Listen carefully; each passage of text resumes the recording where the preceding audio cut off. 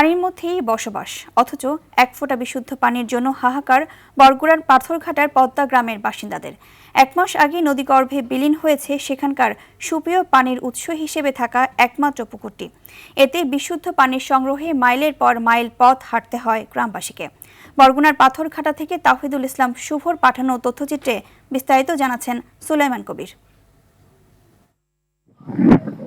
সমুদ্র উপকূলবর্তী বরগুনার পাথরঘাটা উপজেলার মানুষের পান করার জন্য একমাত্র ভরসা বৃষ্টি আর পুকুরের পানি। উপজেলা সদর ইউনিয়নের পদ্মা গ্রামের মানুষের সুপেয় পানির চাহিদা পূরণ হতো এ পুকুরের পানি দিয়ে। তবে রক্ষণাবেক্ষণের অভাবে বলেশ্বর নদীর ভাঙনে হারাতে বসেছে পুকুরটি। এতে সুপেয় পানির তীব্র সংকটে পড়েছেন স্থানীয়রা।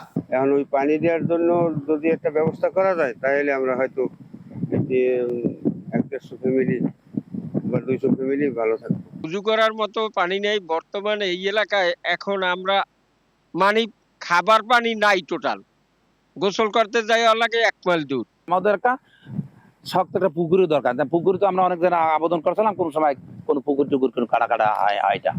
নতুন পুকুর খননের বরাদ্দ নেই জানিয়ে পুরাতন পুকুরটিতেই টেকসই বাঁধ নির্মাণের আশ্বাস দিয়েছেন স্থানীয় জনস্বাস্থ্য প্রকৌশলী। পুকুর সংস্কার বা পুনঃখননের কোনো প্রকল্প আমাদের ডিপার্টমেন্টের নাই।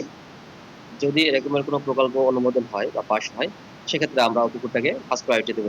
পানি সমস্যার স্থায়ী সমাধানে কার্যকর উদ্যোগ নেবে প্রশাসন, এমনটাই প্রত্যাশা ভুক্তভোগী গ্রামবাসীর।